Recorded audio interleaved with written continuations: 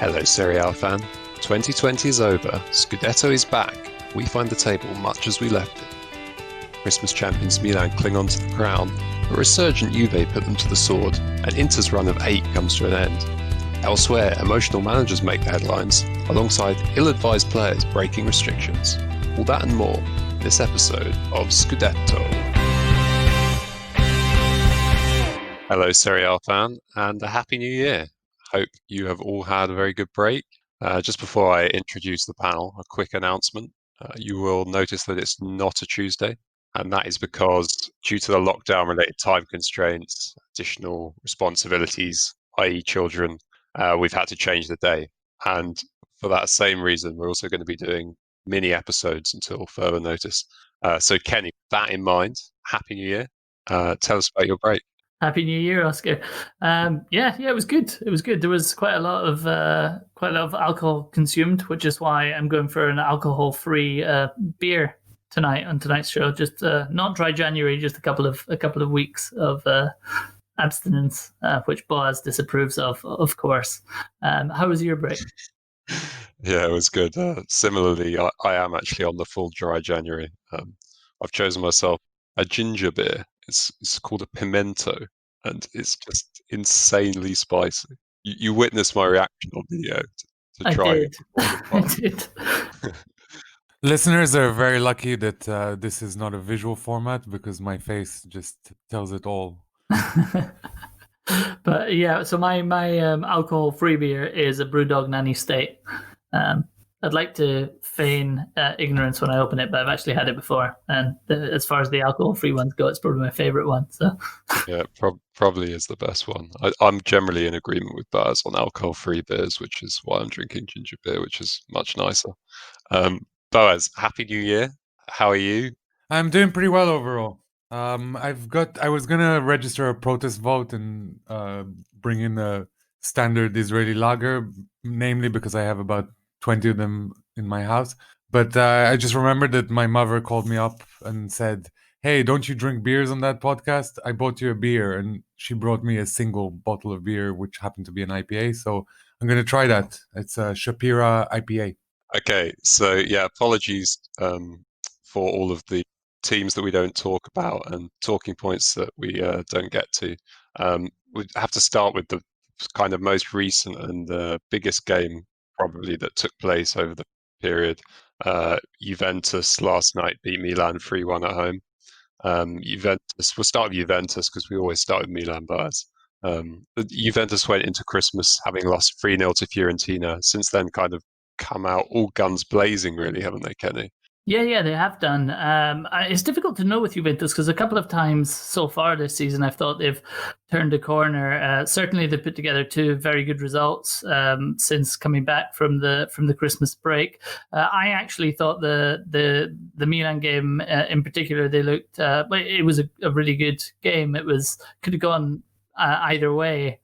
For me, I think the thing that game really sort of swung on was just the quality that Juventus were able to bring off the bench. It was well publicized, obviously, that Milan had a lot of injury worries going into this game, and then it wasn't helped on the day of the game when 2 players were struck down with COVID. Juve obviously had their own issues with Quadrado and Alexandro also testing positive, but I think it was very obvious that they were bringing players like Kulusevski off of the bench, who essentially put the game to bed. A youngster, but an international, and to me, that was the difference. I started off this by saying that I've thought that there were, the dawns of a new era before, only for Juve to trip up. They've got a couple of very difficult games coming up. They've got the game with Napoli, obviously, to replay, and they also have to play Inter at San Siro. So we'll see if this is what a lot of people are expecting that it is. Yeah, and Boaz, from a Milan perspective, obviously last time we spoke, we were saying that Milan are on the verge of becoming Christmas champions, which they obviously went on and did. Have since been on a bit of a run. They beat Lazio, they beat Benevento, but obviously came unstuck a little bit last night. So little bit of a setback, but they're probably pretty well positioned given the games that are coming up, wouldn't you say? And considering the other results from the midweek and the weekend, it probably wasn't the worst time to lose the game. Although it's kind of a shame to see this amazing 27 match run come to an end. As Kenny touched upon, there was numerous players missing through injuries. I think it was 7. And this has kind of been a theme for the past several games for Milan. And eventually something had to give. When you're bringing on 18-year-olds and even if their name is Maldini, you're still not relying on much experience. And I think particularly with the loss of Rebic so close to kickoff, I felt meant that Milan lacked a focal point up front. Speaking of focal points up front, the other thing we were going to touch on in this game is Dybala. Do we think Dybala is back now, Kenny? Well, certainly he was instrumental in two of the Juve goals. For me, the first one was just a vintage Dybala, really. That was a drag back, really, rather than a back heel. And he scored a wonderful goal as well at the weekend. So hopefully, I love Dybala. I'm a big Dybala fan, but I'll readily admit that he hasn't been at his best. He struggled since coming back from COVID. We'll have to wait and see, but he's certainly looking better. I think he came off in the second half, and Pirlo said that he's still not at completely at it. But we'll see. I did want to actually draw attention to Leao, who I thought had an exceptional first half, and perhaps that is a bit of a shining light for Milan, that he does really look like he's coming through, although he did fade slightly in the second half. In the time it took Leao to score that goal a few weeks ago, 250,000 McDonald's products were sold. Now, as he's talking about McDonald's, it's time to move on to the next talking point. But touching on Leao, that he also scored the goal in the weekend. That was a bit of a wonder goal. It reminded me a bit of that Nwankwo Kanu goal against Chelsea. Talking about just adding a little bit to Dybala, it's interesting that he indeed had a really good game against Milan, but it kind of possibly resulted in Cristiano Ronaldo not performing to his best. And I think, this might be a little bit controversial, but I think that maybe if Juventus are thinking of shifting someone on, maybe the slightly older player of the two is the one that... maybe the slightly younger player is the one that's worth keeping on. Okay, as punishment for going over the time, Baz, I'm going to make you answer questions about Inter now. Inter, obviously... had been on a pretty amazing run of 8 wins in a row, which I'm reliably informed is the best since Mourinho.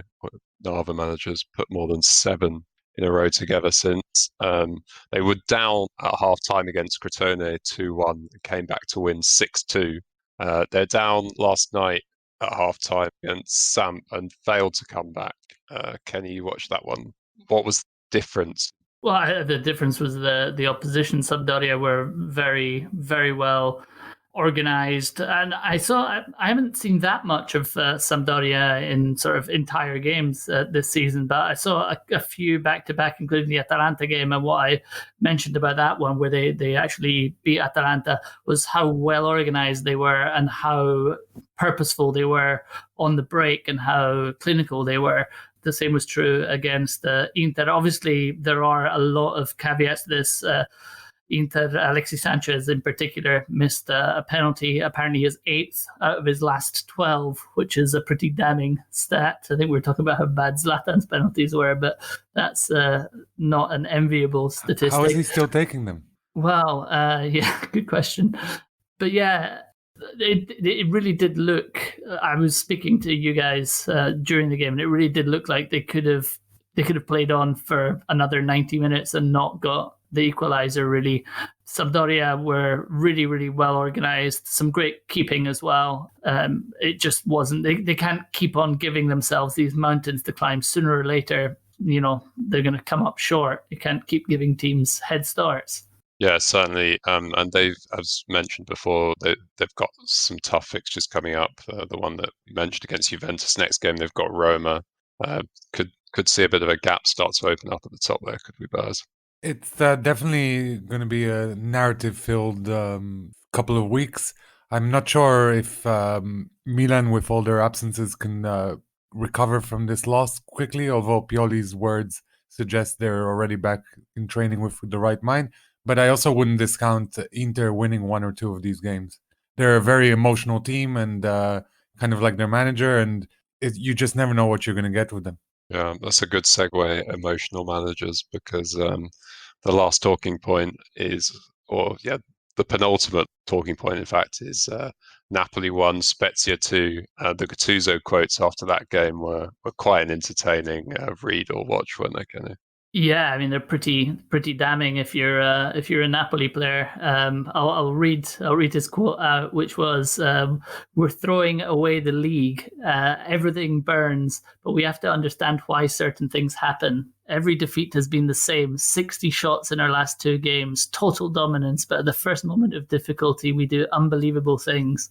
The thing that disappoints me the most is that we don't even consider that Spezia are capable of equalizing. And when they do, we lose it. We do absurd things." And I mean, you can understand his frustration, really. I think the last 5 games, Napoli have picked up 4 points. And this is a team that we were saying a couple of months ago, could they be contenders? Could they be outsiders for the title? Gattuso obviously thought that they were. They've given themselves a huge mountain to climb. I've written Atalanta off. They were big outsiders at the beginning, but they were only a point behind Napoli. And if Atalanta have got no chance of winning it, then on the contrasting forms of the two sides, then Napoli certainly don't stand a chance. Yeah, pretty damning. And Napoli, of course, went into Retiro before Christmas, and it looked like it had worked when they came back and won 4-1 against Cagliari. But perhaps Spezia's coach, Vinny Italian's quotes about the Napoli game are the most damning thing. And he basically said, an important result for us, but that was our worst performance all season. Yeah, don't want to talk too much more linger too much longer on Napoli, but I think we do have to discuss Victor Osimhen's stupid party, really, don't we? I mean, the videos were circulated on Twitter. He attended a party over the Christmas break at which he was certainly not observing social distancing rules and has since tested positive for COVID. I don't know what we can say about it, really. There've been examples in other leagues of players doing similar things, and you just think, like, how out of touch can you be, really? I don't know what you guys think. It's also more frustrating because he's been injured for so long recently, and just as Napoli were hoping to have him back, and by the looks of it, they really need him, he's gone and done something quite silly. I mean, I don't want to be the guy who says footballers should be role models and kids look up to them, but particularly in this time when we're pretty much all in the same boat regardless of where we work or how much money we make, these guys should really be a little bit smarter. Yeah, don't think there's anything more to say on it, really. Or at the very least, don't post it on social media, break the laws if you really need to, but guys, then don't leave any evidence.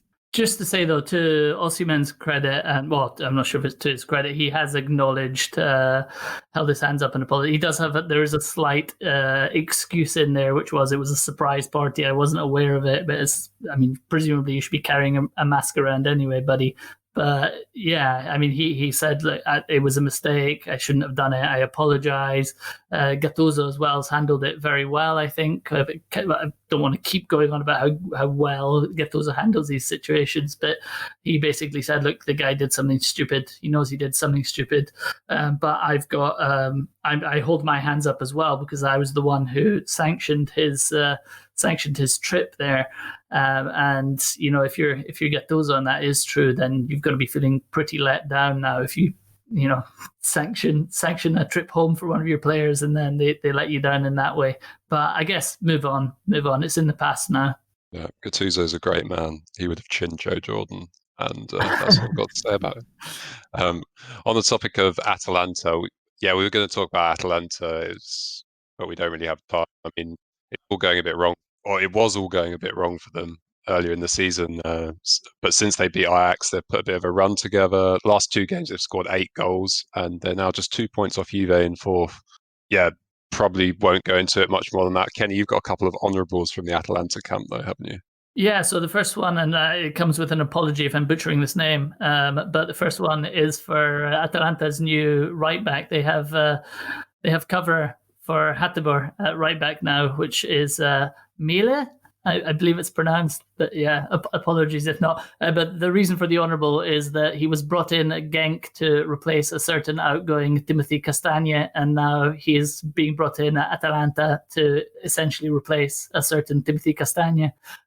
So I thought that was some nice symmetry. The other one's actually for Angel Di Maria, who is not an Atalanta player, but Papu Gomez shared a picture of himself on Instagram carrying footballs basically at Atalanta's training ground, carrying a bag of balls. And Angel Di Maria commented on the picture saying, "That's all you're able to do these days," or "That's all that's left for you these days," which I think in fairness, Gomez took fairly well. He apparently replied with an emoji like, the hands up, what can you do emoji, and sort of laughing face as well.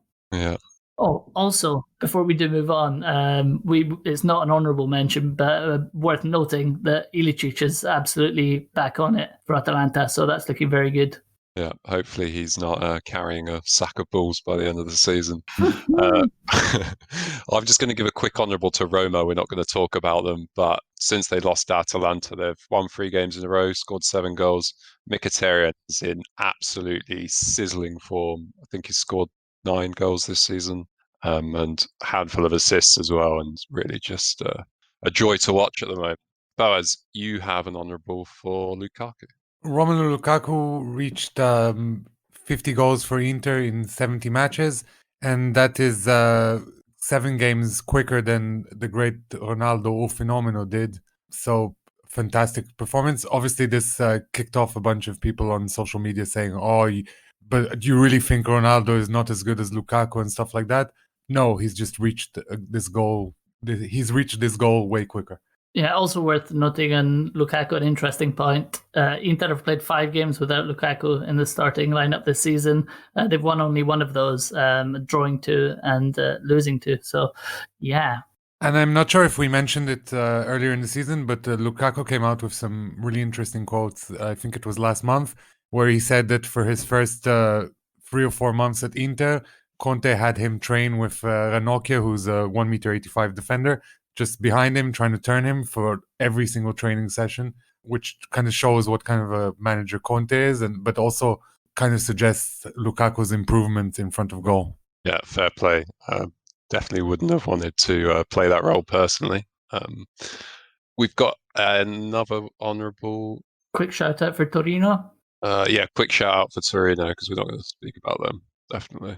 Yeah, amazing. They're 1-0 up with 15 minutes to go, and they actually won 3-0 rather than losing for starters. So that was a nice turn up for the books. I highly recommend checking out the celebrations for the second goal, where they finally got this monkey off their back, and they celebrated like they won, like Tardelli celebrated the 1982 World Cup. It was amazing. God, it must have been such a relief for them though. But yeah, they followed that up by then themselves doing a sort of mirror of what they normally do. They were actually trailing with just over 5 minutes to go against Verona, and came back to equalise. So things looking up for Gianpaolo. Okay, some speedy honourables. We are running out of time, Baz. On the quick subject of Conte, which we already mentioned, there was a fantastic clip of Antonio Conte shouting at Vidal, who had just conceded the penalty, and he's telling him not to break the dick over and over. And it's because the stadiums are empty. It's really echoing. It's fantastic. You should check this video clip out. And Benevento, with another team we're not going to have time to speak about, but honourable for being in 10th position. Yeah, absolutely. And they beat Cagliari 2-1 as well. So the run keeps on going. And they're what season they're having. And I want to give an honourable mention to Verona player Mattia Zaccagni, who scored a wonder goal of a overhead kick, and the kind of goal that if it was scored by Lewandowski or Harry Kane would be in everyone's Twitter feed. But because it was scored by lowly Verona, it's kind of a Serie A exclusive. Yeah, it was glorious, wasn't it? Like textbook overhead kick. The whole move is lovely as well, and Verona plays some great football. So for the hipsters out there who don't want to watch Atalanta, they're not a bad option. because we always have time to talk about Zlatan and Honourable for his sauna video, running out of a sauna into a pile of snow, a scenario familiar to me over the course of this year. Zlatan's also been in the news in the past few weeks because he's been announced as one of the co-hosts of the infamous Sanremo festival, and this is going to be for 5 nights. And apparently the Milan management raised their eyebrows a little bit because Milan play 2 or 3 games in this period. Thanks for that. All right, that is all we've got time for this week.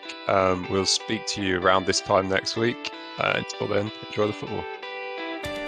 Che sta decretando lo scudetto del Milan in questo preciso istante. La Juventus è campione d'Italia questa data, il 6 maggio. La Roma è campione d'Italia per la stagione 2000-2001. Il titolo del 2008, l'Inter è campione d'Italia, 16° scudetto